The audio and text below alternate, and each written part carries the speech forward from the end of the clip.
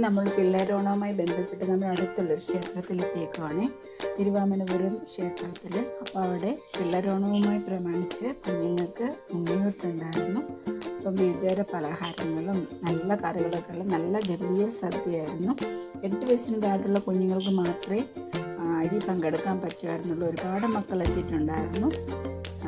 എല്ലാവരും നല്ല വഴക്കായിരുന്നു, എങ്കിലും എല്ലാവരും നല്ല ഹാപ്പിയായിരുന്നു. കുഞ്ഞുങ്ങളെല്ലാം വെയിറ്റിങ്ങിലാണ്, കേട്ടു.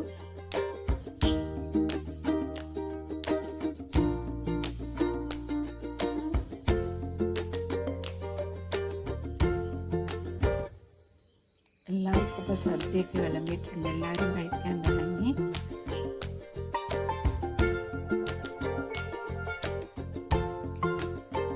ഇത് വലിയവർക്ക് എൻ്റെ ബാക്കി കഴിക്കാൻ പാടില്ല അവിടെ ഇരുന്ന്.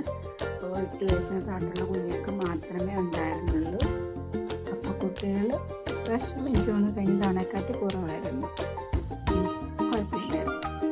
ലാസ്റ്റ് അവർ ഫുഡൊക്കെ കഴിച്ച് കഴിഞ്ഞിട്ട് അവർ ആരതി ഒഴിഞ്ഞ് അവർക്ക് മധുര പലഹാരം ലഡു കൊടുക്കുന്ന ഒരു ഇതായിരുന്നു എൻ്റെ അവസാനം.